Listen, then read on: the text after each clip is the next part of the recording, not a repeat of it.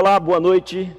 Mais uma vez estamos aqui com você e nós já agradecemos, por essa parceria que temos estabelecido no último mês com o programa Conexão Vida, unindo e desenvolvendo pessoas pela Palavra de Deus. E nessa noite nós temos um programa muito especial, um tema que eu acredito que é bem importante, e acredito que todos devem ter interesse, curiosidade de ter conhecimento. Nós vamos estar falando nessa noite sobre os bastidores da pandemia. Nós temos um convidado para lá de especial que vai estar aqui conosco nessa noite.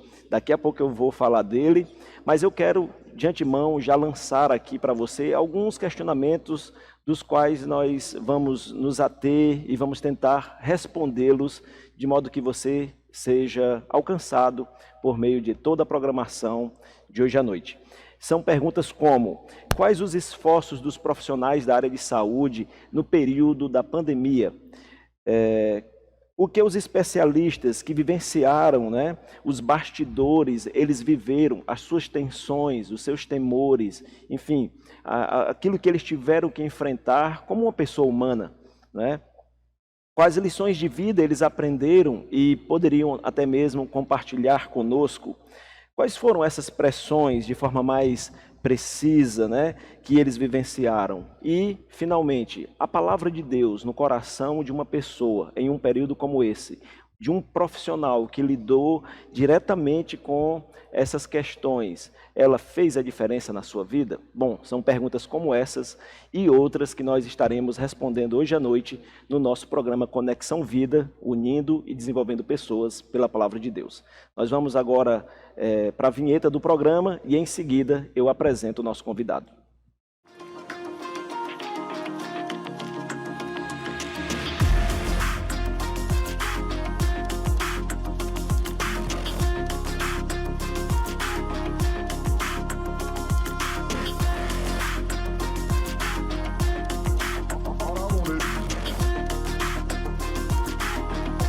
Bom, estamos de volta.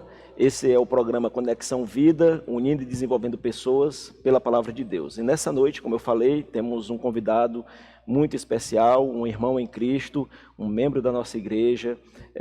Seu nome é Alexandre Magalhães. Ele é da área da saúde, ele é um fisioterapeuta respiratório intensivista. Isso quer dizer que ele trabalha num ambiente de UTI e uma de suas responsabilidades é o manuseio adequado de um equipamento que ficou muito falado, muito conhecido nas mídias, que é o respirador, muito importante nas UTIs que foram preparadas para o atendimento dos pacientes com Covid-19. Então, tenho a honra e o prazer de trazer aqui para você o meu amigo, doutor Alexandre Magalhães.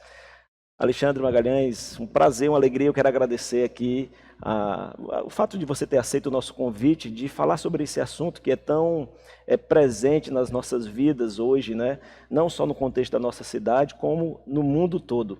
Então, seja bem-vindo ao programa Conexão Vida e eu te dou a oportunidade agora de fazer suas considerações iniciais para o pessoal que está em casa. Pronto, muito boa noite então, boa noite Enio, boa noite Pastor Mansueto, a todos que estão nos ouvindo, nos assistindo agora. Para mim é uma honra, um prazer muito grande estar aqui, poder compartilhar nesse momento que a gente vai ter um pouquinho da experiência que a gente teve, que ainda está tendo inclusive, e poder associar tanto essa experiência no natural com a minha profissão e embasar isso na palavra de Deus, que é o que está enraizada nas nossas vidas, a gente poder atrelar isso na nossa vida secular, no dia a dia, na nossa profissão. Então é uma honra, um prazer, eu agradeço demais o convite, tenho certeza que vai ser uma noite muito abençoada. Amém, graças a Deus. Nós também estamos aqui com a presença do nosso irmão Enio Favacho, que tem participado comigo aqui em todos os programas. E hoje, particularmente, o nosso programa ele não está sendo ao vivo, ele está sendo gravado em virtude dos horários do Dr. Alexandre, ele tem seus plantões, enfim, toda uma rotina. Então, nós tivemos que nos adaptar à sua agenda. Então, não vai ter a sua interação hoje, mas vai ter a interação maior do irmão Enio aqui conosco. Boa noite, irmão Enio. Boa noite, pastor Mansueto. Boa noite, doutor Alexandre. Boa noite para você que está nos assistindo, mesmo que o programa é gravado. Para mim é uma alegria poder estar aqui mais uma vez participando desse programa. E, antes de mais nada, eu quero lembrar você, não deixe de compartilhar o link, Amém. Não deixe de dar o seu like, é importante para nós, para que o canal possa ter mais visibilidade, também importância, e o YouTube possa distribuir. E apesar do programa ser gravado, eu tive o cuidado, junto com o pastor, de ver algumas perguntas que sejam interessantes do público em geral, e eu vou tentar aqui representar você aqui no auditório. É isso aí, graças a Deus. Não esquece de dar o like também, né? O seu like, você dá esse joinha aí, faz com que o nosso vídeo alcance mais pessoas, né? O YouTube torna, então, esse vídeo mais relevante e outras pessoas serão alcançadas. Então, contamos com a sua contribuição nesse sentido também, tá bom? Então, voltando aqui para o programa, o tema, nós vamos estar falando sobre os bastidores da pandemia, né? E Dr. Alexandre Magalhães, um irmão em Cristo, que ele trabalha, né? Você trabalha no front mesmo, né? Lidando com as pessoas no estado até mais crítico da doença, por causa da sua profissão, da sua especialidade, né? Um fisioterapeuta respiratório intensivista. Mas antes da gente entrar mais propriamente na questão do período da pandemia, eu gostaria muito, até para que nós tenhamos noção da diferença, que você pudesse compartilhar conosco como é a sua rotina como fisioterapeuta nessa área que você trabalha, a sua rotina no hospital, né, a rotina hospitalar, os cuidados necessários antes da pandemia. Certo. Então, a princípio, vamos tirar essa história de doutor, tá? A gente está aqui... É o protocolo, né? Tá certo. Mas a gente está aqui, nós somos irmãos em Cristo e amigos pessoais há muito tempo. Verdade. Pastor Mansueto é nosso colega, nosso amigo. Enio também, então... Amigos de pastéis, né? Exatamente, aí ficou piada interna, né? Mas, enfim, assim, vamos quebrar esse protocolo inicialmente, a gente aqui está muito à vontade, muito tranquilo. E respondendo à pergunta, a nossa rotina no hospital já incluía uma certa tensão, obviamente. Sim. Por eu trabalhar em unidade de terapia intensiva, em UTI, e, obviamente, pacientes que estão internados na UTI são pacientes mais críticos, que precisam de um cuidado mais especial pela gravidade da patologia da doença que eles têm. E muitos deles, 90%, se fôssemos quantificar, são pacientes que estão lá por precisarem de um suporte respiratório. E esse suporte respiratório é através de um ventilador mecânico, que faz com que esse aparelho autonomize a respiração, as trocas gasosas, a oxigenação, as pressões pulmonares, porque no contexto da respiração, embora a gente não se aperceba disso, porque a gente respira de maneira tão tranquila e é tão leve que a gente nem pensa para respirar, simplesmente a gente respira. Inclusive a gente dorme e quando dorme a gente nem sabe que está respirando, mas continuamos a respirar. Sim. Mas existe todo um contexto que envolve a questão respiratória, pulmonar e cardíaca. E esses pacientes graves precisam desse suporte. Então, já existia uma certa tensão de você tratar desses pacientes. Entretanto, eu tenho 22 anos de formado, 21 anos de formado, aliás, e sempre trabalhando nessa área de UTI, a área hospitalar. Então, a gente já tinha uma certa zona de conforto em estar tratando pacientes graves, mas com doenças, digamos assim, conhecidas. Sim. Uma pessoa que teve um infarto ou um pós-operatório, uma pessoa que foi acometida com AVC, enfim, ou pneumonias graves e outras patologias que são de conhecimento geral das pessoas e que a gente já tinha um certo manejo nessas patologias e com esse perfil de pacientes. Sim. E no trato com os outros colegas também. E isso aí já nos direcionava a ter uma certa conduta.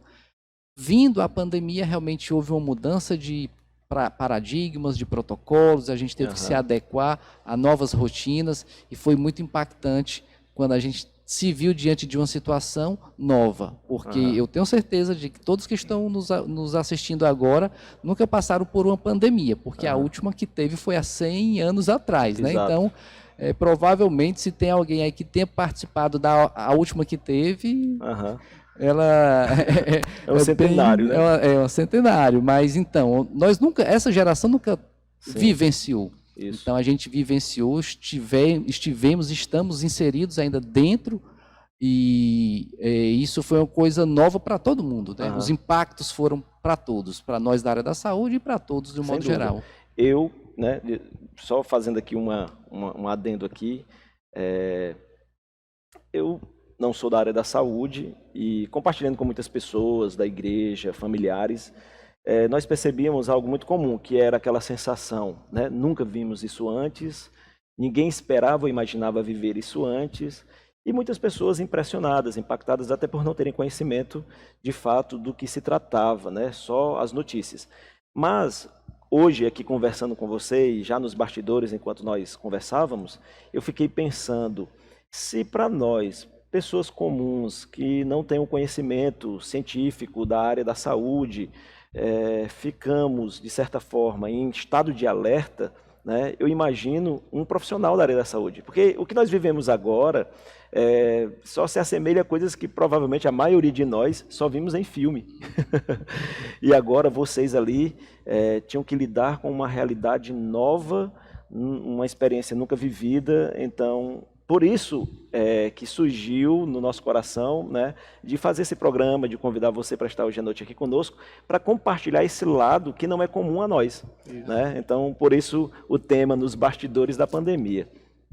Mas eu acredito que o Enio tem algo para falar. Enquanto você estava falando aí, né, sobre a sua rotina de trabalho antes da pandemia, eu me fiz lembrar do tempo em que eu trabalhei no hospital. Né? Eu sou especialista em administração pela Força Aérea Brasileira e durante 10 anos eu trabalhei dando apoio nos hospitais na parte administrativa. Né?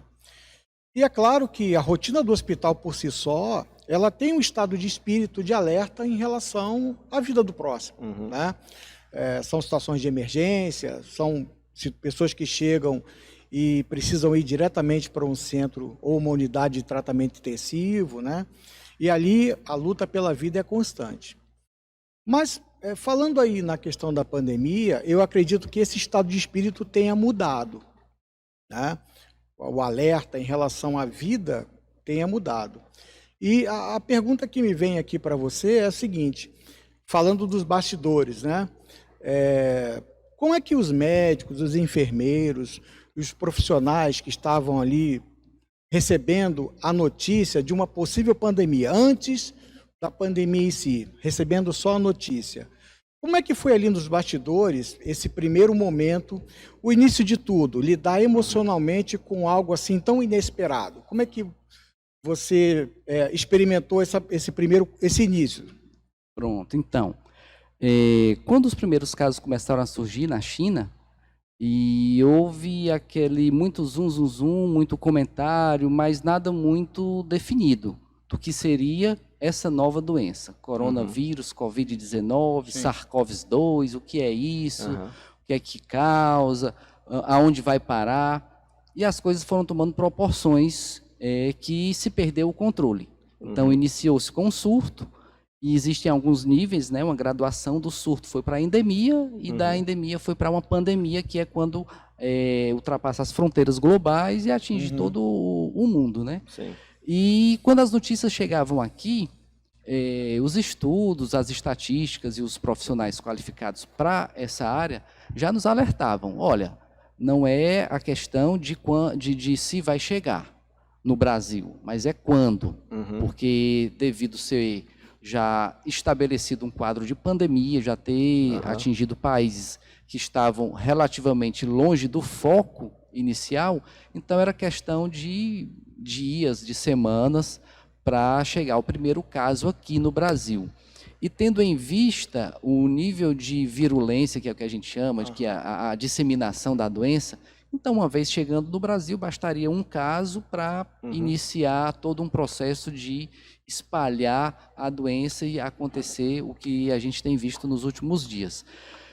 E o cuidado e a atenção foi tomando conta mesmo, porque, como eu falei, há pouco tempo, uma pandemia ninguém nunca vivenciou. Sim. Então, todos nós da área da saúde, quem trabalha em UTI ou quem trabalha ali no ambulatório, independente da classificação de gravidade que o profissional da saúde estivesse na atenção ali hospitalar ao paciente, ninguém nunca participou de momentos críticos, ninguém nunca vivenciou uma pandemia. Então, eu imagino que nesse contexto não teria como prever o que viria pela frente, Exatamente. Né? Então, o que pegou realmente foi o medo do desconhecido. Sim. Aquela coisa que a gente sabia só de livros e de ouvir falar de pandemias que aconteceram nos séculos anteriores, né? Séculos passados, né? Registros muito antigos. E, assim, sobre a doença em si, Covid-19, se sabia muito pouco. E ainda hoje se sabe muito pouco, né? Sim. Então, ainda tem muito estudo, muita pesquisa para saber como desenvolve, quais os caminhos que esse vírus faz dentro do corpo, da célula humana, o que é que ele ocasiona realmente. Porque para poder desenvolver, digamos, uma vacina, a cura, tem que entender o que é que ele causa. Você tem que primeiro identificar o problema para poder resolver. Então, não se tinha identificação do problema, só sabia que era uma doença devastadora, estava matando as pessoas, a disseminação era via aérea, então, ao falar, ao tossir, ao espirrar, já contaminava a próxima pessoa, e o índice de mortalidade, embora pequeno, quando você põe uma população enorme, né? Toda uma população contaminada, e você considera 5, 6, 7%, que é um índice de mortalidade, que é relativamente pouco se você considera um número isolado. Sim. Mas 5, 6, 7% numa população como o Brasil, que tem mais de 200 milhões de pessoas, então 6, 7% de 200 milhões de pessoas é muita coisa. É um número expressivo, né? Um número muito grande. E tudo isso causava pânico e medo, porque era aquela coisa, vai chegar, não sabemos quando, então temos que nos preparar. E quando chegar, como vamos lidar? Porque, como a gente discutia entre nós, é algo novo, onde nós não sabemos, nunca lidamos. Como eu falei, nós tínhamos já uma experiência de lidar com pacientes infartados, sequelados de um AVC, um pós-operatório, politraumatizados. Então já tínhamos alguns atalhos e alguma coisa para fazer com esses pacientes, pela experiência adquirida e pelo conhecimento científico também. Porém, diante de uma nova situação dessa, nos bastidores, cada um olhava para o outro e dizia, como vai ser? E quando chegar o primeiro paciente? O que é que a gente vai fazer? E aquelas vestimentas todas, a gente na nossa rotina não tínhamos o costume de ter todos aqueles EPIs, aqueles aparatos, em raras exceções com algum outro paciente. Mas, de um modo geral, não tínhamos. E agora nós tínhamos que passar treinamentos e capacitações. A gente foi previamente, antes de haver qualquer caso de doença no Ceará, ou até mesmo no Brasil, se eu não me engano, antes mesmo de chegar a doença aqui, a gente já tinha esses treinamentos. Como a gente vai se vestir com aquela roupa, com aquele avental, com aqueles macacões, aqueles face shield que a gente chama, as máscaras, gorros. Existe uma técnica para se vestir, uma técnica para retirar aquele material, aquela roupa, porque ela está toda contaminada, e a gente não tinha uma preparação nem na formação acadêmica e nem na vivência do dia a dia. O descarte, né, de todo esse material, né? Porque, na verdade, o profissional ele acabava se expondo em 2 momentos à contaminação. Enquanto estava ali com o paciente propriamente dito, ali, né, no manuseio do paciente, e quando ele se ausentava do paciente e ia deixar o plantão, que ele tinha que tirar aquela roupa, pois aquela roupa estava toda contaminada. As luvas, aquele capacete que a gente chama de face shield, tudo aquilo contaminado. Se você tira aquela roupa de maneira inadequada, você se contamina com o vírus que está todo aderido naquelas roupas ali. Pois é, nesse contexto, é interessante essa questão dos bastidores, né? Porque quando a gente olha para a TV, as notícias, a gente olha muito para a questão do paciente, né? Como é que ele chega e como é que ele sai e o que aconteceu.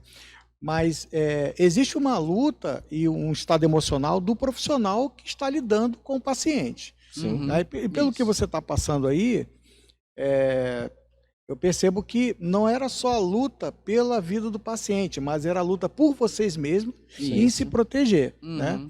Dentro desse contexto ainda, falando dos bastidores, como é que você descreveria, em poucas palavras, esse sentimento, esse ambiente de luta pela vida de vocês mesmos? Pela autossobrevivência. Autossobrevivência. Mas é mais ou menos isso mesmo, porque você um dia vai para o trabalho, dá o plantão, para atender um paciente que teve um atropelamento e está ali entubado, respirando, em ventilação mecânica, mas dentro de um contexto, de uma realidade, nesse exemplo que eu estou dando.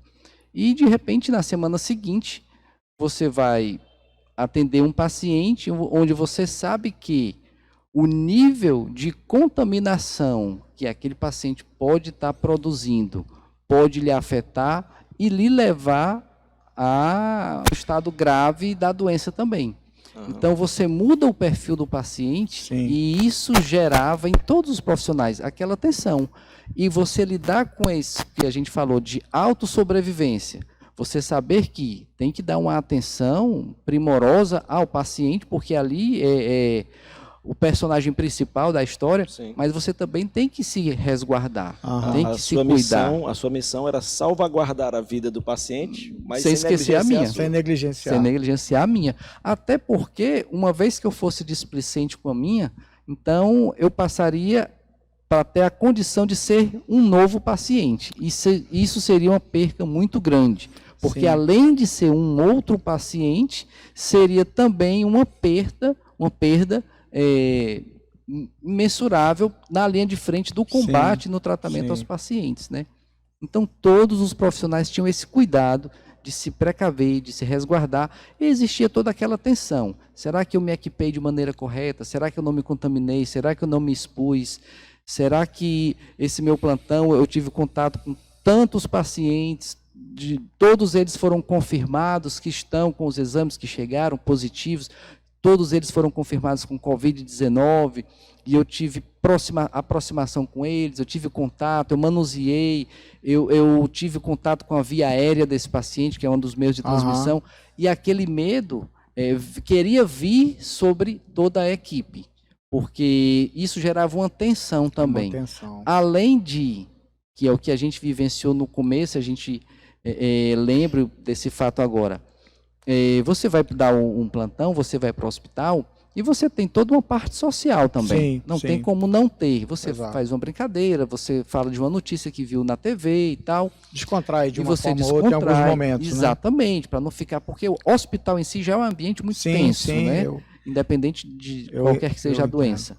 E agora eu me vi no meu primeiro dia de plantão, onde eu não estava conhecendo as pessoas que estavam no plantão comigo. Porque toda aquela vestimenta só deixa os olhos de fora. Curioso, então, né, a gente, algumas pessoas, eu lembro de 2 pessoas terem falado comigo, dado um bom dia, me cumprimentado, e eu cumprimentei por educação, mas não sabia quem eram. Não conseguia distinguir. E no final do plantão, quando a gente tirou toda a roupa, foi que eu descobri quem era a pessoa. É você? Queria fazer uma pergunta que tem a ver com os bastidores, né? No caso, eu fico pensando, porque eu me lembro que quando tudo começou a ser muito divulgado, muito noticiado, inclusive havia em torno disso também muitos conflitos, porque alguns criticavam o fato da mídia estar massificando tanto as notícias em relação aos acontecimentos em outras nações, em outros países, e trazendo um estado de pânico, né, no meio da nossa população.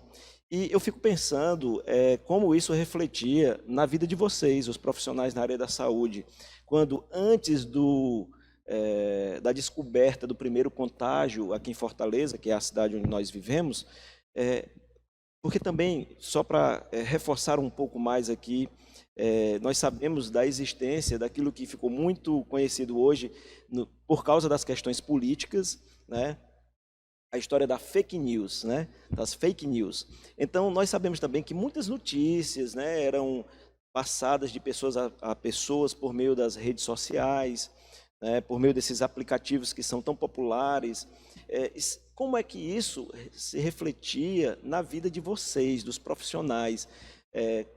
Qual era o reflexo disso, à medida que vocês percebiam que se aproximava, de fato, a possibilidade do contágio acontecer na nossa cidade e da pandemia se estabelecer aqui também? Bem, obviamente a gente procurava se deter a dados concretos, né, a embasamento científico e a notícias vindas de fontes seguras.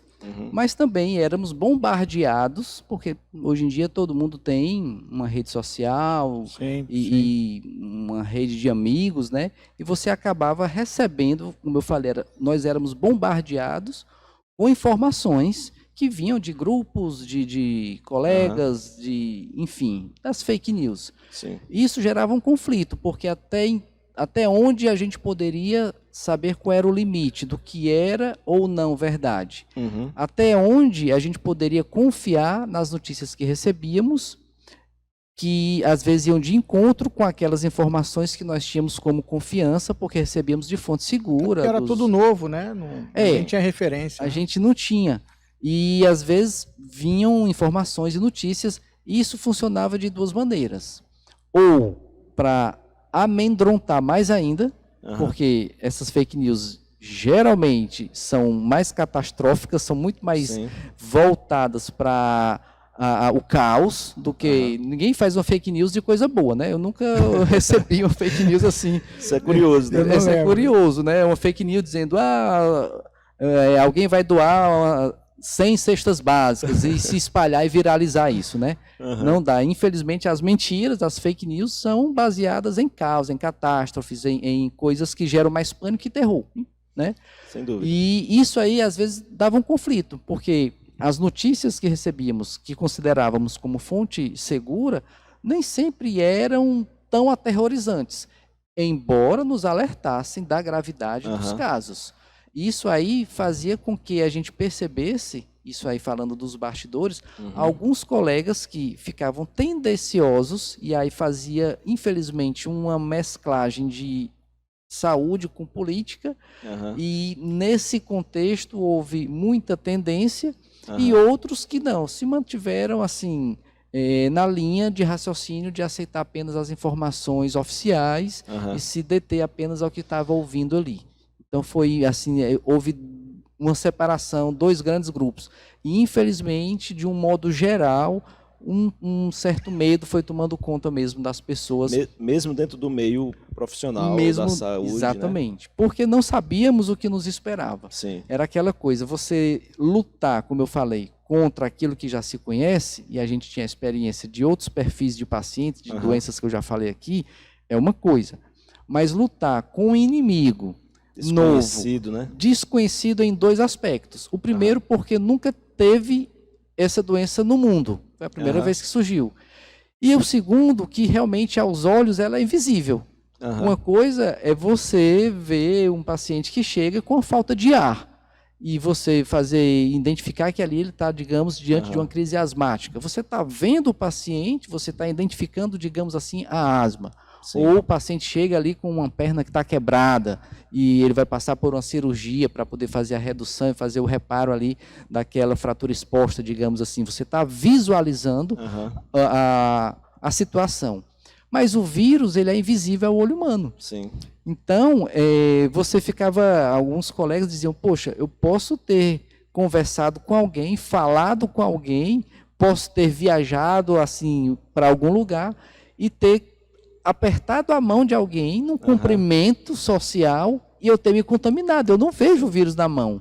E dali eu já está contaminado. Então, o medo do invisível, o medo do desconhecido, associado com as fake news, fez com que gerasse um certo nível de tensão e terror para os profissionais. Sim. Até mesmo porque o conhecimento, ele gera muito mais responsabilidade. Com certeza. Então, quando você sabe, pelo conhecimento da literatura, o conhecimento acadêmico, os maus que acontecem com a infecção viral do nível que é o SARS-CoV-2, a doença que é a SARS-CoV-2, que é a Covid-19, então isso lhe faz abrir os olhos para saber que a coisa não era de brincadeira. Sim. Então, quando você está diante de algo que você tem conhecimento, isso te torna... te faz saber mais um pouco da gravidade daquilo ali. E você ficar de mãos atadas por não saber quando aquilo ia acontecer com você ou se ia acontecer. Vamos avançar aqui um pouco mais, né? Ainda dentro desse contexto que nós estamos tratando, falando. Assim, você é um cristão e existem muitos cristãos né, que estão operando ali nos hospitais, enfermeiros, médicos, enfim, de todas as especialidades, né? Agora, a minha pergunta seria, você acredita que o fato de ser cristão e de ter algum conhecimento das Escrituras, alguma vivência de comunhão com Deus, a prática da oração, o próprio exercício da fé, isso colocou você e outros profissionais como você em vantagem em relação àqueles que não tinham como se apoiar em uma estrutura como essa, né, de fé, de conhecimento bíblico, de uma vida de devoção a Deus. Isso, de alguma maneira, você consegue perceber que foi vantajoso para você e outros? Sim, sim. Não só nessa situação do Covid, mas a palavra de Deus, ela nos assegura um alicerce forte em qualquer situação, né? Uhum. Então, obviamente, como o tema aqui é falando sobre a pandemia, então a gente se retratando para esse fato, foi a palavra de Deus e o fato de eu ser cristão e ter conhecimento das verdades bíblicas que me deu segurança e certeza para eu não entrar, digamos assim, nessa onda de medo, de terror, de pânico que foi tomando conta de alguns colegas de várias especialidades, como você falou. Sim. Então a palavra de Deus me assegurava, porque nela eu sei que 1.000 caem à minha direita, 10.000 ao meu lado, mas eu não serei atingido. Amém. Eu sei que se eu estiver habitando no esconderijo do Altíssimo, eu estou guardado no lugar seguro. Uhum. Eu sei que o nome de Jesus é sobre qualquer outro nome, sobre coronavírus, sobre Covid. Então, certezas e verdades bíblicas, nessa hora e em qualquer outra situação, aí você que está me ouvindo, pode pegar essa palavra para você, não é só por questões de doença, mas qualquer situação, uma situação familiar, uma situação financeira, qualquer que seja a situação que você vive, que esteja passando por um conflito, que queira vir o medo, o pânico, a dúvida, o terror, o caos, a palavra de Deus é que vai ser o alicerce para lhe fazer sair daquela situação, para que você não seja influenciado com aquilo que está ao teu derredor. Eu vou me estender aqui um pouquinho. Vai.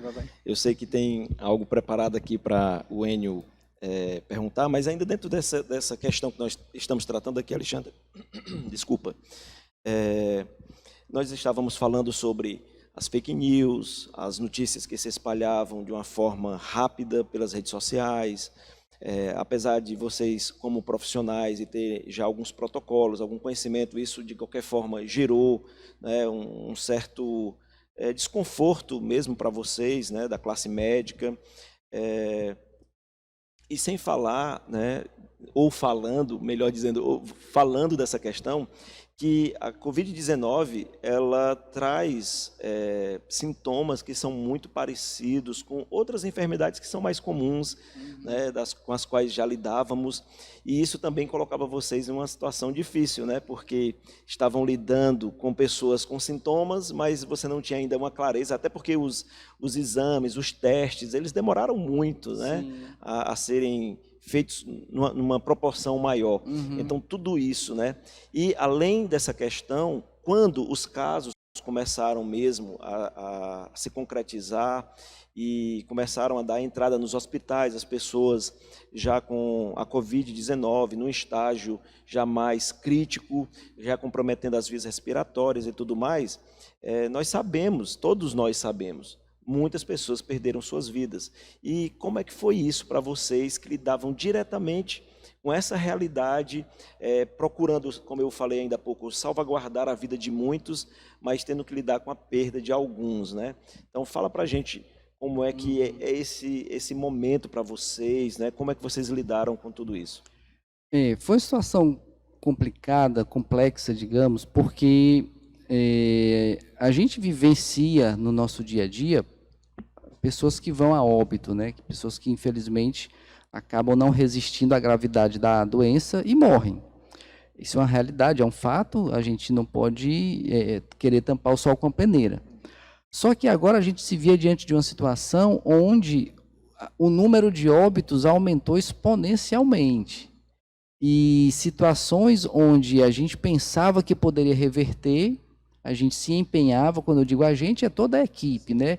Enfermeiro, médico, técnico de enfermagem, o nutricionista, o farmacêutico, o fisioterapeuta, que é a minha categoria. Então, todos envolvidos ali, dando o seu melhor para o paciente e, às vezes, não obtínhamos o resultado daquilo que a gente esperava ter.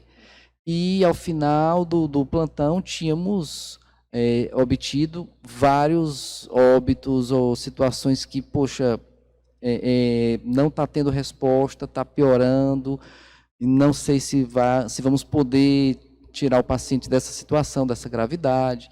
E isso aí foi muito angustiante mesmo, porque você se via diante de situações e aí trazendo para a palavra, no meu caso, eu me via num contexto onde eu sei que a palavra de Deus tem todo o poder e eu sirvo a um Deus que é vivo e que opera milagres ainda hoje. Mas a atmosfera, isso eu comentei até com a minha esposa, com a Betinha, nos primeiros dias do plantão, a atmosfera espiritual do ambiente hospitalar mudou.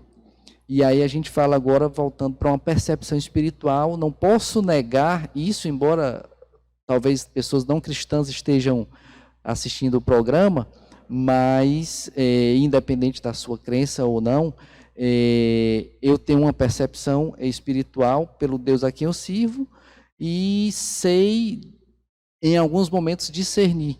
Então, quando a gente ia para os plantões, num outro contexto de pandemia, existia a pressão por ser hospital, por ter doença, por ter muita morte, por ter muito sofrimento, muito choro, muita angústia, mãe chorando, pai chorando, filho que morreu, aquela coisa toda. E existia um peso também, mas só que eu pude perceber que houve uma mudança, não só pela questão da doença em si, mas por algo espiritual mesmo. Um estado até emocional de todo mundo, né? Exatamente. Todo mundo agora envolvido numa situação que gerava muito mais pânico e terror. E a palavra de Deus diz que existe um espírito causador de medo. Então existe aquele medo que te dá a precaução. Vou ser bem objetivo. Quando eu vou atender um paciente, não é que eu tenha medo, mas eu tenho uma precaução de me resguardar, porque eu não posso estar me expondo ao contágio independente da doença que ele tenha. Eu tenho que calçar uma luva, eu tenho que pôr uma máscara, até para preservar também o paciente, porque existe uma coisa chamada contaminação cruzada, eu posso levar a contaminação de um paciente para outro, então a gente tem que se resguardar. Mas esse medo, digamos assim, é aquele medo que te deixa precavido. É aquela situação de você põe o teu carro ali e você olha o ambiente, não, esse ambiente está muito ermo, está esquisito, eu sei que o Senhor vai guardar aqui esse meu carro, mas se eu tenho um ambiente ali mais melhor, então eu vou botar o carro ali mais na frente, vou botar dentro do estacionamento do que deixar aqui na rua. Então, esse não é um medo, mas é uma precaução que lhe dá um certo nível de atenção para você não estar sendo displicente. Só que o que a gente percebia é que o nível de medo subiu. E as pessoas andavam... Ele ultrapassou esse medo saudável, né? Pronto, exatamente. Ele ultrapassou aquele limite do medo que te fazia acender o sinal de alerta para você tomar os cuidados e as precauções necessárias. E agora, o que eu via era que mesmo tomando os cuidados e as precauções necessárias, as pessoas continuavam com muito medo, com pânico, com muito terror do ambiente em que se vivia. E aí a gente conseguia identificar que era uma atmosfera espiritual mais pesada, envolvendo toda uma questão emocional, mas também uma questão espiritual por trás. Interessante. É interessante a gente estar falando sobre essas coisas, porque mostra um lado que provavelmente muitos daqueles que estão nos assistindo agora talvez não imaginasse, né? A gente só espera que o profissional, o médico, né, o enfermeiro faça o trabalho dele e salve as vidas. Zero emoção, né? Exato, mas esquece que é uma pessoa humana, né, que tem sentimentos, né, que tem uma alma. Às vezes, né, pela rotina, algumas pessoas dizem, mas ele é sangue frio, por ver tanta gente morrendo, infelizmente, várias vezes, por tantos meses, por tantos anos, vivenciar aquele contexto, às vezes a gente acaba, não é ficando insensível, mas se torna algo rotineiro da nossa profissão. Mas o que a gente vivenciou foi, como eu disse, um exponencial muito grande do índice de mortalidade, de óbitos, e diante de situações onde a gente pensava que poderia reverter e não estava conseguindo. Isso dava uma frustração e dava ao mesmo tempo também aquela sensação de, poxa, o que é que eu posso fazer agora? E isso mexia com a gente, né? Com certeza. Porque eu lembro de situações onde o paciente chega e quem pôde ter tido algum contato com alguém que teve o Covid, que ficou internado e que tenha recebido alta, essa pessoa vai poder lhe dizer que os pacientes eles são colocados em quarentena. Então, os pacientes perdem todo o contato com a família, eles não podem receber visitas, e isso gera um conflito grande para o paciente. Sim. Ele se deprime muito rapidamente. E isso talvez seja até motivo de agravamento mais rápido da doença. Sim. E isso refletia na equipe também, porque você não tinha mais aquele contato com o paciente como você tinha antes. Porque cada exposição, cada contato com o paciente era um risco. Então, a equipe também se resguardava a ter contatos estritamente necessários ao paciente. E isso gerava aquela estado de tensão cada vez maior. Sim. E, assim, como você falou, acho que foi o Enio que disse, nós não somos o iceberg, né? A gente tem sentimentos também. Então, querendo ou não, você pensava na sua filha, um profissional que pensava nos seus pais, que é da área de risco, né, da população de risco, os avós, filhos. Então, gerava aquela coisa, poxa, eu estou aqui cercado de doença, de vírus, e daqui a poucas horas eu vou estar em casa. E eu vou estar tendo contato com o meu pai, com o meu tio, com a minha mãe, com o meu avô, com minha filha, com a minha esposa. E será que eu vou estar levando isso para eles? Porque, como eu disse, é algo invisível. Sim. Você poderia, num abraço, num beijo, num aperto de mão, estar transmitindo o vírus que nem você mesmo sabia que estava com ele. Nós conversamos um pouco antes, né? Você estava me falando de algo que provavelmente muita gente não sabe, que alguns profissionais, eles deixaram de conviver com seus familiares durante todo esse período, alugaram apartamentos, kitnets ou flats, né? Alguns que ficaram na mesma casa, né? Um profissional passou a habitar, por assim dizer, na casa de um colega, né? Se isolando. Fala um pouco disso para a gente. Eu tive contato, tenho ainda com alguns colegas que passaram por isso, que para prevenir o contágio com os pais ou tios, avós, eles se ausentaram do seu lar e passaram a morar com colegas ou alugaram flats, kitnets, apartamentos, né? Flat para poder estar passando 1 mês, 2, 3 meses lá. E alguns que ficaram isolados em casa, não saíram do contexto da sua casa, do seu lar, mas começaram a morar dentro de um quarto. Sim. E as refeições faziam lá, e tudo fazia lá, e o contato era mínimo com o restante da família. E alguns outros, eu conheço um colega que mandou os filhos para a casa da irmã, né, para ficar com a tia, para que ele não tivesse contato. E isso, o que a gente via era que gerava um desconforto também. Sim. Porque uma coisa é você ter o teu dia de trabalho, independente de qual seja ele, no hospital, no escritório, enfim, independente do que você faz, ao final do dia não existe uma coisa mais prazerosa do que você chegar no seu lar. Sim.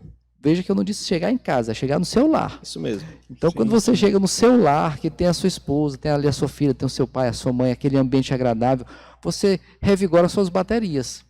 E agora a gente estava vivendo dentro de um contexto, pelo menos alguns, que passavam o dia sob tensão, diante disso que eu já falei, da atmosfera pesada, do clima do hospital, e quando saía do hospital, aquele refúgio que ele encontrava no lar não tinha mais. Porque agora ele estava morando, dividindo o apartamento com outra pessoa, um colega, ou estava em casa, mas estava isolado, sozinho, não tinha mais o abraço dos filhos ou da esposa, porque tinha mandado para o interior, tinha mandado morar na casa, passar um tempo na casa de um tio, de uma tia. Então, perdi aquele suporte emocional da família, que é um grande pilar para manter o equilíbrio, para você desenvolver sua atividade. Olha só, como era uma situação muito tensa, né? Caramba. A pessoa passava o dia lá dentro do hospital, todo paramentado, sem contato Né, lembrando que, eu nem falei isso, mas lembrando que quando você põe aquela roupa, você passa 6 horas sem beber água, sem ir ao banheiro, porque depois que você põe a roupa, você não pode tirar para ir ao banheiro, não. Meu Deus. Não pode tirar, porque cada vez que você tira, o ambiente, o ar está contaminado. Então você está dentro daquela sala fechada com o ar todo contaminado. Se você tem sede, você tem que segurar a sede. Então é feito um cronograma onde a equipe se programa. A primeira equipe sai a tal hora, aí ela aproveita aquela hora, aquele intervalo para ir ao banheiro, para tomar uma água, para alguma coisa assim. E a outra equipe fica. Aí quando a equipe que saiu volta, a outra vai. E aí ficava. Então não era aquela coisa assim, foram mudanças na rotina da gente que impactaram. Porque situações como essa, você tem que segurar ali a vontade de ir ao banheiro, tem que segurar a sede, ter que segurar e não poder fazer uma ligação para a mãe, para a esposa ou para o filho, porque você vai contaminar ali o celular, você não pode estar, tua luva está contaminada. Então, teve todo esse contexto. Mesmo convivendo com os pacientes, vocês estavam isolados, né? Por causa de todos os cuidados, as luvas, as máscaras, as roupas, os roupões. Inclusive, nós temos um vídeo que nós vamos colocar agora, para o pessoal ter um pouco da noção de todos os cuidados. Eu queria que você falasse um pouco para a gente, até porque você disse que esse vídeo e essa parte que nós vamos ver é apenas uma das fases de toda a preparação para que você entrasse no ambiente propriamente de trabalho, né? Então, eles vão passar o vídeo. E essa é a nossa rotina. Chegar no plantão, sem saber muito bem o que nos aguarda lá na UTI, mas confiando em Deus acima de tudo, que Ele quem nos protege, preserva a nossa saúde, a nossa segurança, sem desconsiderar os EPIs, né? Sem desconsiderar toda a tecnologia que existe por trás, os protocolos que visam a nossa segurança, mas sabendo acima de tudo que máscara, roupa são só mais uma ferramenta que Deus pode usar para nos proteger, mas realmente o sacrifício dele, como diz a Bíblia, é que nos garante a saúde, nos garante a cura. E quando a gente entra na UTI, a gente vai com essa certeza, confiando na palavra de Deus acima de tudo, confiando que é Ele quem nos guarda, quem nos protege de todo vírus,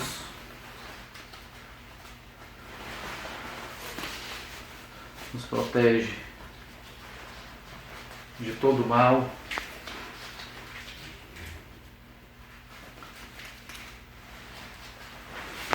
E é isso aí.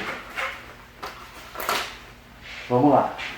Então você já pode comentar conosco as fases. Pronto, então, quando a gente chega no hospital, a gente não vai direto lá para a sala onde está os pacientes. A gente tem que tomar um banho, não é um banho comum, tem um produto específico lá para a gente poder fazer a primeira asepsia. Uma vez que a gente troca a roupa que a gente chegou da rua, né, de casa, a gente toma esse banho e já veste a primeira roupa, a roupa do hospital. E segue então para uma outra sala, onde nessa outra sala a gente já vai deixar todo o nosso material e pegar a roupa adequada para se vestir. E aí seguimos para uma segunda sala, onde lá a gente vai se paramentar mesmo. E aí tem todo um processo e uma sequência a ser seguida. Você coloca propés, coloca o macacão, coloca um gorro, coloca um primeiro par de luvas, óculos, máscara. E no vídeo aí vocês vão ver toda uma sequência que a gente faz. E a gente fica realmente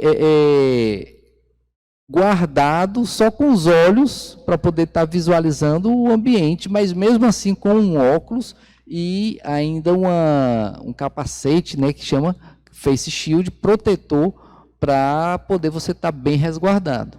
E aí, passado dessa sala onde você tem a paramentação, então passamos para o banho, asepsia, troca a primeira roupa, veste essa segunda roupa, que é a paramentação ideal, que é o vídeo que o pessoal vai acompanhar, e aí sim a gente está apto para sair dessa antessala e entrar então no ambiente onde estão os pacientes que estão ali, o ar está contaminado, os objetos estão contaminados, inclusive, passado a fase de contágio, de internamento dos pacientes, aqueles objetos, caneta, papel, pasto, pranchetas, têm que ser todos assim incinerados, eliminados. Existe um protocolo para poder eliminar aquilo tudo, porque o vírus ele tem uma sobrevida em alguns ambientes, em alguns materiais sólidos, né?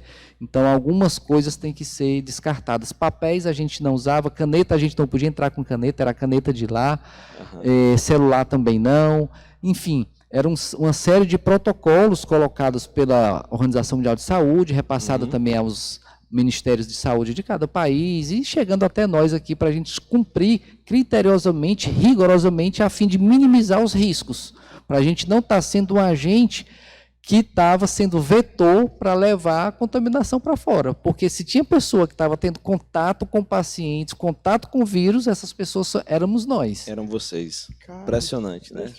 Impressionante. E aí, depois de todo o plantão, a gente também tem um protocolo para retirar a roupa, que eu já falei aqui, né? Que existe uma sequência. E aí tomava outro banho, trocava de roupa e aí sim poderia ir para casa. Uau. E mesmo assim, infelizmente, alguns colegas se contaminaram. Eu estou recordando agora, no momento, nem chegamos a conversar isso previamente nos bastidores do programa, mas estou recordando de uma colega que veio a falecer. A gente entrou no hospital juntos há 20 anos, 21 anos atrás. Eu lembro demais os primeiros plantões, eu entrei, comecei a trabalhar no mês de maio, acho que ela entrou no mês de abril ou março, foi algo assim. E trabalhamos juntos durante muitos anos. Depois ela seguiu para um outro hospital e eu para outro, mas ainda tínhamos um certo contato. Infelizmente ela, jovem, 30, eu acho que não tinha nem 40 anos, e veio a falecer. E assim, foi assim muito impactante, porque a gente tinha uma aproximação, uma amizade, né? Ou seja, mesmo com todo esse cuidado, ainda muitas pessoas da área da saúde, muitos colegas de diversas áreas, né, não só da fisioterapia, acabaram se contaminando e, infelizmente, alguns vieram a falecer também. Uau, que coisa. Realmente, eu fico impressionado com tudo isso. Eu acredito que o pessoal que está nos acompanhando também, né, porque é uma perspectiva totalmente diferente, né, que provavelmente a maioria nunca nem imaginou que seria possível, ou como seria, né? Talvez até tivesse uma vaga ideia, mas como eu disse, uma vaga ideia. E ouvir você falando todas essas coisas é impactante. Mas o Enio tem algo aqui para lançar aqui para ti. Enquanto você estava falando, né, sobre os bastidores, né, os detalhes, os cuidados, eu não poderia eu não poderia desassociar, né, a preservação da vida com a questão espiritual, né? A gente sabe que no nosso ambiente de trabalho, existem cristãos como nós, existem pessoas de outras religiões, né? E que, além do cuidado em si com a profissão, né, tem ali a sua fé e que se manifesta de várias maneiras. E é claro que isso também salvaguarda a questão emocional, o estado de espírito, como vai lidar com as dificuldades. No nosso dia a dia, a gente entende isso de uma maneira tranquila, mas nessas condições, dessa condição da pandemia, acredito que tenha sido algo completamente diferente de tudo, né? E eu soube que você, no ano de 2000, se graduou numa das turmas do Centro de Treinamento Bíblico Rema, que é um curso bíblico de caráter interdenominacional. E aí a minha pergunta vai em torno da aplicabilidade de tudo que você aprendeu ali nesse momento, né? Você julgou importante ter um fundamento na palavra, uma estrutura sólida de confiança em Deus, no momento dessas pressões que você sofreu nesse momento aí nos bastidores da pandemia? Sim, de fundamental importância. Como você bem falou, eu sou graduado da turma de 2000, 99, 2000, que até então, na época, era Centro de Treinamento Verbo da Vida. mas com todos os princípios e os pilares do rema. E a semente plantada naquela época, ela frutifica. A palavra de Deus, ela é muito atual. Não é porque eu sou da turma de 2000 que a palavra de Deus de lá para cá teve atualizações. Porque atualiza é sistema operacional de computador, né? A palavra de Deus, ela é a mesma, ela não muda e tudo pode passar. Inclusive a pandemia está passando, né? Os números já mostram, mas a palavra de Deus, graças a Deus, mas a palavra de Deus fica e permanece. Então essa palavra que foi semeada, que eu recebi no terreno do meu coração, nos anos que fiz o rema, e aconselho a quem estiver ouvindo, se você já fez, parabéns. Se não fez, procure um rema mais próximo da sua cidade, da sua casa, e vá fazer. Se você não sabe o que é rema, bota lá no Dr. Google, rema, e você vai saber do que é que a gente está falando. Tem um na sua cidade, certamente. Com certeza, né? E aqui em Fortaleza, é inevitável, é indesculpável você, que é Verbo da Vida, não ter feito o rema.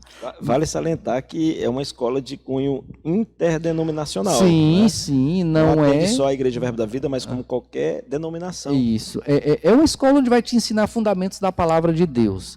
E aí, respondendo à pergunta, objetivamente, esses fundamentos da palavra de Deus, que foram ensinados para mim nos anos 99 e 2000, onde eu tive várias matérias, que não é um curso de teologia onde te dá informações um pouco abstratas, mas é um curso de teor onde te traz uma realidade de vivência prática para aquilo que você está no teu dia a dia, vivendo a palavra no teu dia a dia.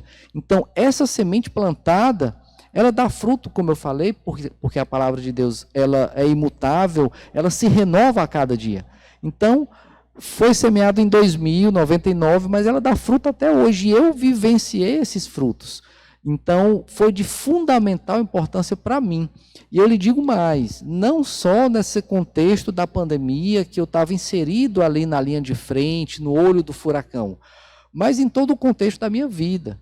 Quando eu estou diante de situações, pressões, decisões a serem tomadas, conflitos em casa, no lar, com a esposa, com o filho, que a gente passa por situações assim, familiares, enfim, em tudo que você passa dessa vida, porque Jesus, ele disse, orando a Deus, ele não pediu para que Deus tirasse a gente do mundo, né? Ele pediu para livrar do mal. Isso aí.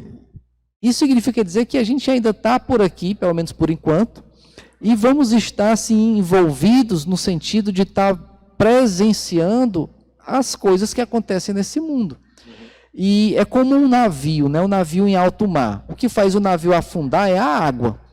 Mas o navio só afunda se a água entrar. Aí eu te pergunto, o navio está inserido num oceano que para onde ele olha só tem mar. Mas por que ele não afunda? Porque ele não deixa a água entrar. Então você está inserido num ambiente onde só tem inveja, mentira, prostituição, droga, coronavírus. Você está inserido num ambiente onde você, para onde olha, só tem água. Mas você é um navio. Se você deixar aquela água entrar, você pode afundar. Se você se resguardar, se blindar, e quem vai te blindar é a palavra. Amém. Então, o rema, ele te dá a ferramenta para você te blindar. Então, com certeza, foi de fundamental importância o rema na minha vida. Só fazendo um complemento aqui, pastor, no que ele está dizendo, eu fiz questão de enfatizar a questão do ano, né? Porque nós estamos no ano de 2020. Sim, legal. Então foram 20 anos desde que... Não espalha, 20 anos. Foram 20 anos desde que você teve contato com as disciplinas, com a formação, com o curso.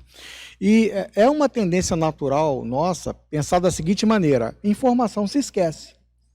Né? E, poxa, 20 anos se passaram, será que alguma informação não se perdeu? Mas eu volto a dizer, eu fiz questão de citar a questão do ano para tentar mostrar a qualidade com que o rema trata a vida do cristão quando lá ele é submetido à ministração da palavra Amém. Pelo Espírito Santo. Muito bom. Porque não é uma questão só de informação. Porque se for uma questão de informação, existem centenas e milhares de cursos de formação teológica, seja ela a nível de graduação ou não. Sim. Né? Mas esse não é o ponto. Né? E eu na verdade, estou puxando um gancho aqui, tudo isso que eu estou falando, para estabelecer diferenças. Sim. Porque certamente no seu ambiente de trabalho haviam outras pessoas que eram cristãos. Sim. Né? Mas até que ponto a palavra ministrada a você há 20 anos atrás estabeleceu diferenças no dia a dia nesse caos, em relação aos irmãos que talvez só tivessem a informação. A grande diferença realmente está nisso, entre você ter a informação e ter o conhecimento vivo, né? A própria palavra diz que a letra, por si só, ela vai matar, porque a letra te dá a informação. Mas ela acompanhada do Espírito, ela te dá a vida. Então, o que é ensinado no Rema é justamente a letra acompanhada do Espírito, produzindo vida. E se você está vivo, você está, assim, com carga máxima, você está ali no dia a dia. Então, independente do ano em que eu fiz, 2020, ou para quem já fez nos anos posteriores, se tiver pego essa palavra é vida. E a vida produz os resultados na prática do dia a dia daquilo que você está tendo como rotina na sua vida. No contexto lá do hospital, eu tenho muitos amigos, amigas que são cristãos mesmo, de diferentes denominações, e assim, pessoas que têm conhecimento também da palavra, mas eu não posso julgá-los, porque não conheço o coração deles, isso compete a Deus, não vou poder mensurar o nível de fé, de credibilidade que eles estavam tendo, ou o nível de medo, enfim, eu não vou poder julgá-los nesse aspecto, mas, como a própria Bíblia diz, Paulo disse que eu posso julgar a mim mesmo. Então, o julgamento que eu fiz de mim mesmo, não me comparando aos outros, mas comparando a mim mesmo, porque quando eu me julgo hoje me comparando com ontem. Será que hoje eu estou melhor do que ontem? Será que amanhã eu vou me julgar amanhã e eu vou ter que ter, ao final do julgamento, uma sentença? E eu, como juiz de mim mesmo, eu vou chegar à conclusão de que, poxa, hoje será que eu fiz algo melhor do que eu fiz ontem?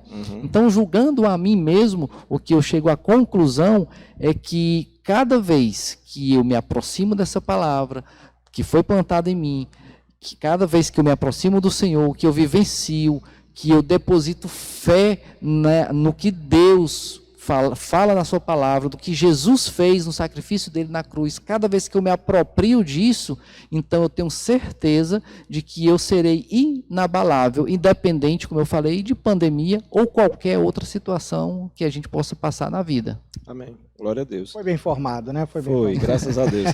Eu me lembro que quando você estava cursando o Rema, você ainda estava cursando também a universidade. Isso, eu terminei em 98.2 e eu fiz o Rema 99-2000. Ah, então já tinha terminado. Mas foi muito concomitante, né? Foi muito próximo. Estava ali no início da profissão, né? O Rema iniciou aqui em 99. Isso. Então, assim que iniciou a primeira turma, eu já estava lá casado com a Betinha, a gente já fez a primeira turma lá. Glória a Deus. E foi muito gratificante, assim. Eu tinha essa lembrança de que você ainda estava cursando, mas não, você já tinha concluído, né? Mas foi logo que concluiu, né? Porque foi, eu concluí em dezembro, começou em fevereiro o Rema, né? Então, passei um mês de formado, estava lá, não estava nem trabalhando aí, não tinha nem emprego. Isso, né? Por isso que eu acho que me confundi. Mas muito bom. Alexandre, a gente já tem que começar a pensar em terminar.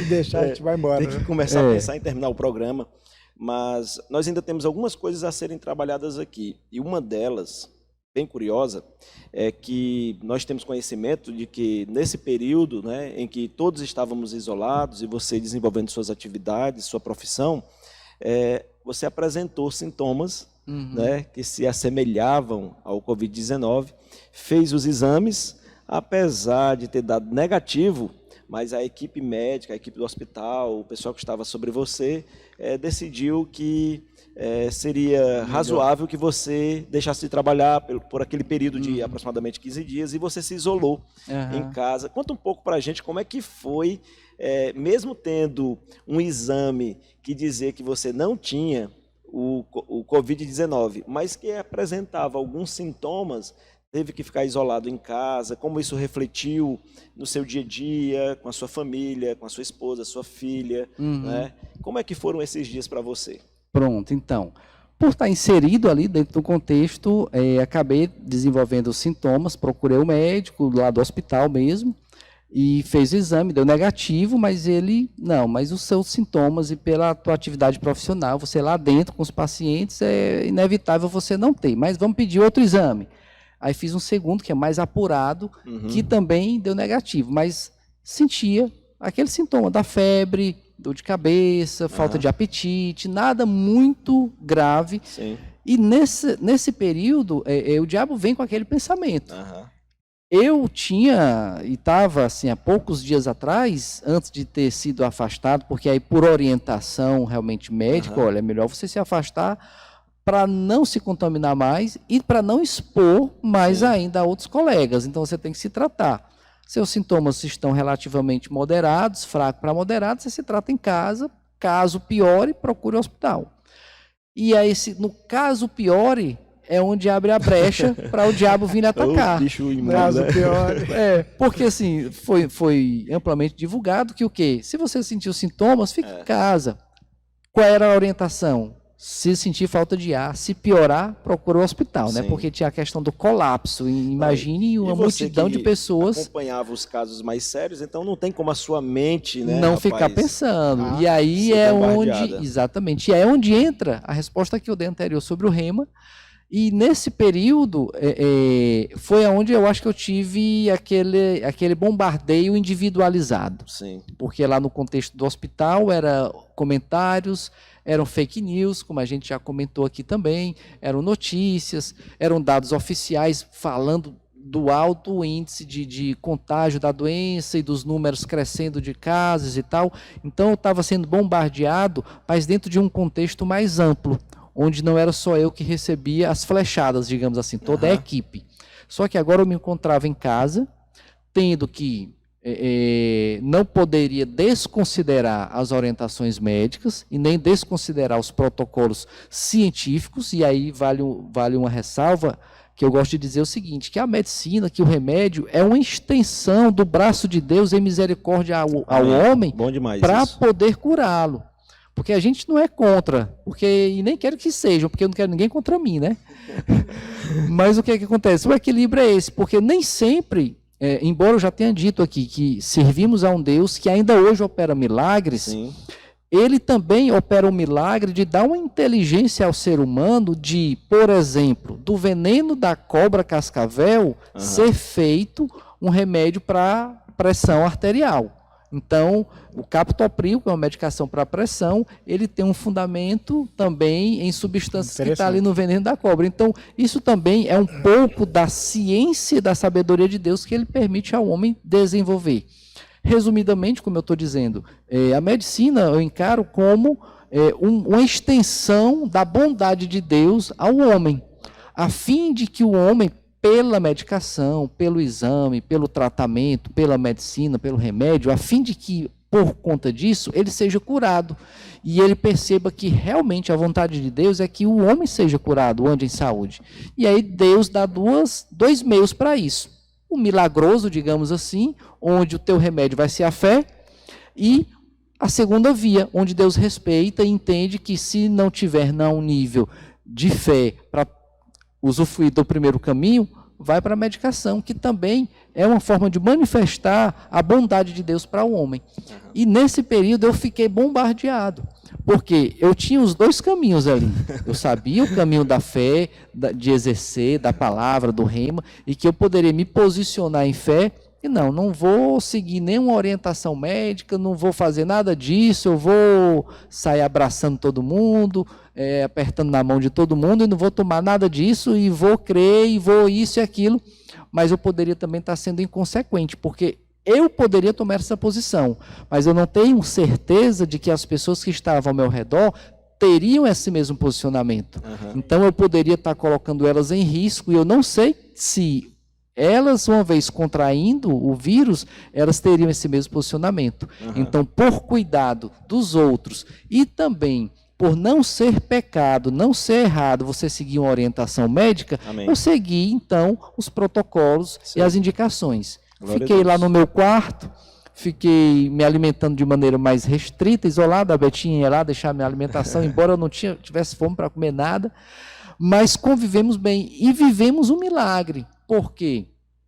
Porque mesmo eu me resguardando num quarto, ficando mais restrito, eu descia, eu tinha um momento, eu estava em convívio ali. Com cuidados, com os cuidados, próximo da mas família. eu não estava num isolamento assim, blindado, pleno. Então a gente tinha um contato, a gente tinha um momento que se fala, a gente tinha um momento que comia, então tinha ainda um certo nível de aproximação. E mesmo nesse certo nível de aproximação, a nossa declaração em fé, quando eu digo nossa, aí eu, Betinha e Lissandra, era que elas não iam ser acometidas. Amém. Porque assim, ia ser um dano muito maior. E em momento algum elas nem desenvolveram nenhum sintoma. Glória a Deus. E isso aí foi uma prova de que Deus opera, e aí a gente pôde vivenciar as duas formas de operação de milagres de Deus, através da medicina, da medicação, das precauções, de todos os cuidados que eu tive, e através da confiança na palavra de Deus, de que elas se manteram em saúde e de que eu não piorei, porque os dardos foram muitos. Como você falou, eu lembrava de situações. Posso imaginar. Vinha aquela coisa, será que eu vou piorar? Será que eu vou ter falta de ar? Será que eu vou precisar ser entubado? Até porque a doença, ela vai se agravando com o passar dos dias, né? Você não começa já no auge, né? Você vai, teoricamente, sintomas. Piorando. Então, e, às vezes, o diabo vinha assim, não, mas se tu sentir alguma coisa, tu tem os teus colegas lá, eles vão guardar um respirador para tu. Só que, assim, eu não alimentava, eu não alimentava esse pensamento, porque aí eu já estava enveredando naquele pensamento de eu assumir a possibilidade iminente de precisar de um respirador, caindo naquela zona de conforto de que, se eu precisasse, eu tinha colegas da área que até por causa da sua profissão, do seu conhecimento, você teria, de alguma forma, uma abertura. Maior, né? Exatamente. E aí seria cômodo, talvez, eu pensasse, não, se eu piorar, não vai ter tanto problema, porque eu sei que vai ter um lugar no hospital para mim. Só que se eu entro por esse caminho, eu estou dando alimento ao diabo. Como a gente fala na nossa linguagem evangelical, estaria dando brecha, né? Cada vez mais. Então, eu preferia o quê? Parar com esses pensamentos, não alimentá-los, e comecei a encher a minha alma, comecei a encher os meus pensamentos, mais ainda da palavra. E eu me vi o quê? Eu vou ter que passar 15 dias em casa. Eu não estou tão ruim assim. Estou proibido de sair para não estar passando para outras pessoas mais vulneráveis o vírus que está querendo atuar e me prejudicar, mas ele já é derrotado. Aí o que eu fiz? Me vi 15 dias dentro de um quarto. Eu não ia ver TV, eu não ia ver série, eu não ia ver nada disso, porque o que tinha que me influenciar era dessa palavra, dessa semente que eu falei.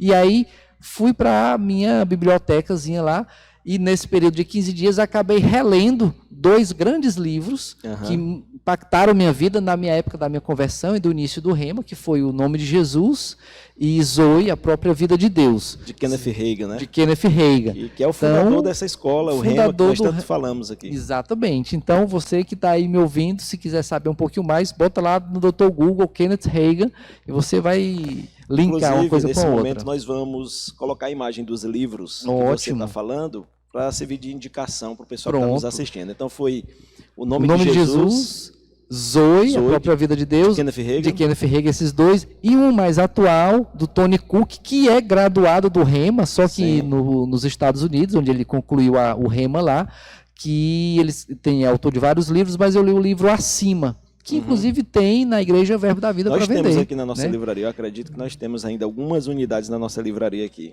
Então, aproveitei esse período e me enriqueci reli 2 livros que eu já tinha lido, né? Nome de Jesus e Zoe, e li o livro acima, né? Então, aproveitei aquela história do limão, fiz uma limonada e me saiu muito bem. Foi boa essa limonada, hein? Glória a Deus, glória a Deus. Tanto que voltei para a atividade de trabalho normalmente, tranquilo, e estamos aí até agora. E isso para a equipe com a qual você trabalhava, certamente trouxe alívio, trouxe alegria, né? Os seus colegas verem você retornando à atividade, né?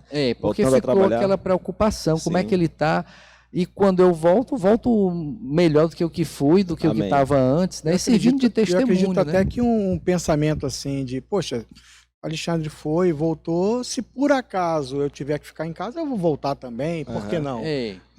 E sendo que eu aproveitava esse gancho desses pequenos comentários para dizer o quê? Que, olha, não foi só a quarentena, não foi só ficar seguindo as orientações médicas, não, mas foi o Deus a quem eu sirvo.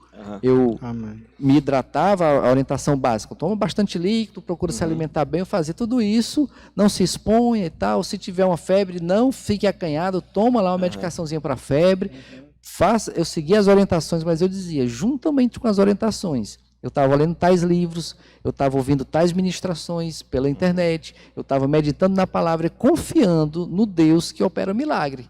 Então eu sabia que eu ia sair daquela sem ter complicações, que minha família não ia ser afetada e eu ia voltar em breve para o hospital, para o meu ambiente de trabalho. Amém.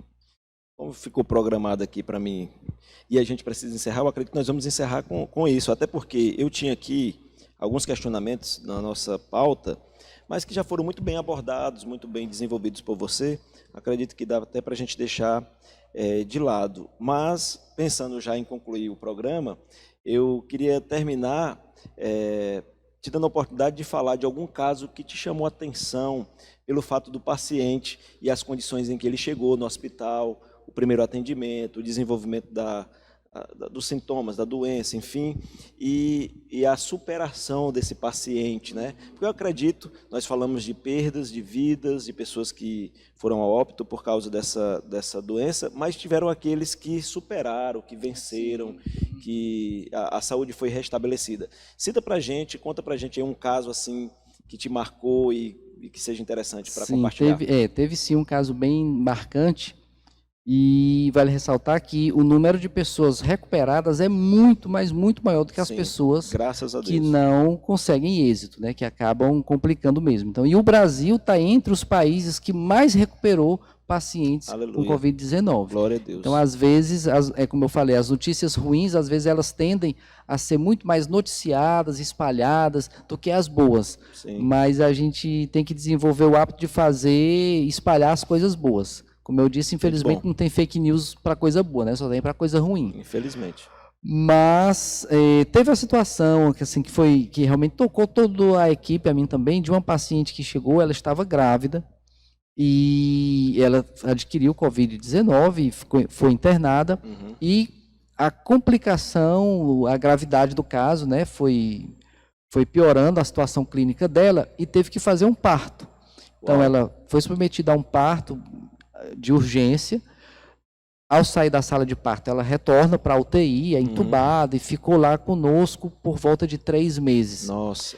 E nesse período, assim, ela não teve contato nenhum com ninguém da família, né? Na UTI. Com o bebê. O bebê principalmente. Então, a princípio, tinha-se até a hipótese de que o bebê poderia também estar doente, né, ter adquirido, mas ele foi descartado, ficou internado alguns dias, mas logo foi liberado para casa. Graças a Deus. E ela ficou lá. Nos primeiros meses, a paciente fica, o que a gente chama de, ela está sedada, analgesiada, porque ela está com aquele tubo na boca, então produz dor, produz incômodo, desconforto, né?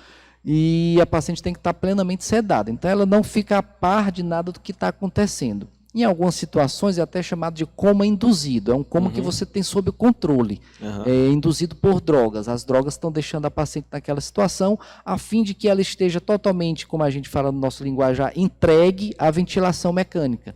E aí a gente possa desempenhar o nosso papel de fazer lá a oxigenação adequada para aquele pulmão, até porque a Covid-19, a grande característica, né, o grande sintoma é a falta de ar. E é por conta disso que muitos pacientes vêm a precisar do respirador, e infelizmente alguns, mesmo com respirador, vêm a falecer.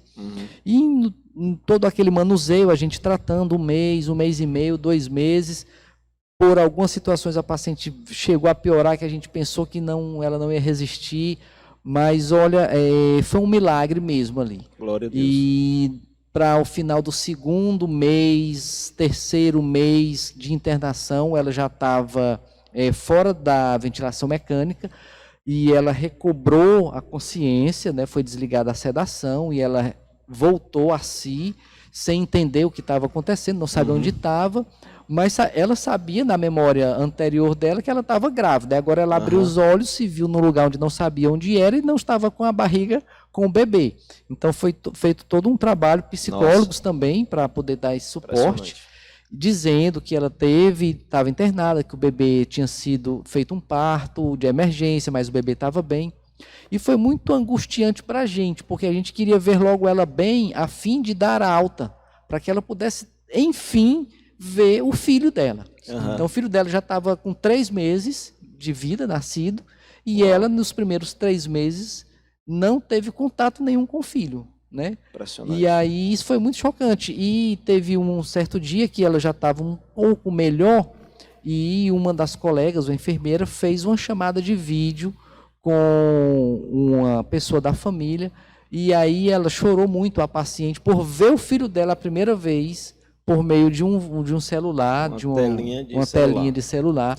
E isso foi muito chocante. Algumas imagens a gente nós vamos colocar para vocês, mas claro que preservando a identidade dela, né? Nós vamos resguardando fazer um pouco, de forma que você não tenha como reconhecer, mas algumas fotos que te dão uma ideia do que essa paciente passou, enfrentou. Porque o que acontecia muito era essa questão da solidão. Enquanto o paciente está sedado e analgesiado, entubado, ele está desconectado com o mundo aqui, não sabe nada do que está acontecendo. Tanto que para ela acha que se passaram algumas horas da hora que entrou no hospital. Só que foram 3 meses, né? Uau, meu Deus. Agora, a gente vivenciou também pacientes que estavam em enfermarias, que não se agravaram tanto ao ponto de serem entubados e ir para a UTI, mas que o grande conflito deles era: eu estou aqui há 15 dias, há 20 dias, e eu não sei o que está acontecendo lá fora. Eu não sei como está minha filha, eu não sei como está meu esposo, eu não tenho contato com ninguém. Para você ter uma ideia, os familiares recebiam notícias através de boletins diários, onde a assistente social falava para os familiares como estava o paciente. E também trazia alguma comunicação desses familiares para o paciente. Então, depressão, angústia, esse sofrimento, a solidão, a gente via muito presente na vida desses pacientes. E no caso dessa paciente em questão aí, que passou pelo processo da gravidez, do parto, de não conhecer o bebê e de só ter tido contato com ele numa primeira vez por meio de um vídeo no telefone, foi bem impactante para a gente, para mim que estava no plantão lá no dia. E o mais gratificante é saber que realmente ela recebeu alta, que graças a Deus foi para casa, hoje está com o bebê, mandou um vídeo para a gente da equipe, né? Debilitada ainda um pouco, mas assim, agradecendo, e está lá bem. E ela reconhece que foi Deus, porque uma outra coisa interessante, a gente não perdia a oportunidade de falar de Deus. Amém. Então, assim, não só eu, mas outras pessoas que são cristãos também. A Bíblia diz, Jesus falou que o campo está aí, né? A seara é grande. Sim. E às vezes as pessoas estão preocupadas em estar no púlpito da igreja, e de repente o teu púlpito pode ser ali no teu escritório, o teu púlpito pode ser ali no hospital, o teu púlpito pode ser ali de trás do balcão, e você pode fazer dali o teu momento de você pregar o teu evangelho, né? Amém. E às vezes o evangelho vivido tem muito mais impacto que o evangelho falado. E a gente conseguia, por meio de testemunhos de vida, impactar pessoas. E quando víamos a abertura de poder falar, aí falávamos do evangelho falado, né? E fazíamos daquele ambiente o nosso púlpito. Então, a gente semeou muita palavra de Deus. A gente sabe que, mais uma vez, o diabo foi derrotado em um outro aspecto. Amém. Além da doença não ter se propagado como se esperava, além da segunda onda que estão dizendo que poderia acontecer cada vez que os dias se passam, percebe que existe ainda o risco, mas tem ficado mínimo. Então, cada vez mais o diabo não tem alcançado aquilo que ele se propôs a fazer no início. Amém. E, além disso, vidas que ele poderia ter ceifado, não ceifou e, pelo contrário, foram salvas para Jesus. Amém. Então, mais uma vez, Deus mostrando como ele faz do limão a limonada também. Amém. Glória a Deus. Alexandre, já estouramos o tempo umas duas vezes, né? Nós já avançamos demais. E nós sabíamos que ia ser desafiador esse bate-papo, porque é um assunto que dá condições aqui para a gente conversar muito e alencar muitas coisas aqui. Mas, como nós temos que terminar, né, precisamos encerrar, eu queria já agradecer novamente aqui por você ter atendido a esse convite, né, de participar desse programa, de abordar esse tema e de trazer essas informações e compartilhar com todos que estão em casa. Eu gostaria que você fizesse suas considerações finais e se você tiver alguma mensagem a deixar para os nossos irmãos em Cristo e todos aqueles que estiverem nos assistindo, eu quero que você fique à vontade, você pode olhar para aquela câmera e se despedir então do pessoal Pronto, em casa. Então agora, como eu já falei muito durante o programa todo, eu vou ser bem rápido. Só quero dizer a você que está nos assistindo que, independente do que esteja acontecendo, do que aconteceu com você nesse período, nessa quarentena, nesse lockdown, existe um caminho seguro, um porto seguro para você, que se chama Jesus Cristo. Eu vivenciei situações que nem deu para falar tudo aqui no programa, e outras que, assim, não seria ético eu estar expondo aqui, mas eu passei por situações que inimagináveis para você. E eu só me mantive firme, seguro, porque eu tenho o alicerce da palavra de Deus, adquirida, entre outras ferramentas, através do Rema. E o que eu tenho para dizer para você é que a situação que você possa estar vivendo, independente do que seja, você só vai poder sair dela se você se aproximar de Deus, se você se agarrar com Deus. E Deus, ele não está com o braço encolhido, ele está com o braço estendido. Ele está pronto para te receber, está pronto para te tirar o teu jugo, tirar o teu fardo, está pronto para te dar uma nova vida, uma nova perspectiva de vida e te fazer mudar de situação. Agradeço demais o tempo que você está aí nos ouvindo, o tempo que você ficou aí assistindo o programa. Agradeço demais aqui a presença do pastor Mansueto que me convidou, o irmão Enio também. Eu me sinto muito honrado, fiquei surpreso e honrado com o convite. Então agradeço a eles, agradeço a Deus e a você que está me ouvindo aí. E fica com isso, se aproxima de Deus. Durante o programa a gente deu várias sinalizações que você pode procurar pela internet mesmo, Igreja Verbo da Vida, Kenneth Reagan, Rema, enfim, você tem várias sinalizações, como eu disse, que você pode estar procurando aí um amparo, um apoio para poder sair da situação que você está vivendo. E muito obrigado pela tua paciência e estar nos ouvindo aqui. Amém. Obrigado, Alexandre, mais uma vez. É um amigo, é um parceiro de anos, né? Isso. E nossa... Foi bem dinâmico, né? Aliás, dinâmico não, sempre é dinâmico, né? Mas foi diferente. Para mim é uma honra poder estar aqui servindo vocês. Muito bom. Então é isso, gente. Quero agradecer mais uma vez a sua presença, né, a sua participação, que todos os programas você tem participado, né, no chat. Hoje não foi possível, mas na próxima quinta-feira nós vamos ter um outro programa que certamente vai trazer muita luz para você, no nome de Jesus. Esse foi mais um Conexão Vida, unindo e desenvolvendo pessoas pela palavra de Deus. Tenham uma boa noite, fiquem na paz e até o próximo programa, no nome de Jesus.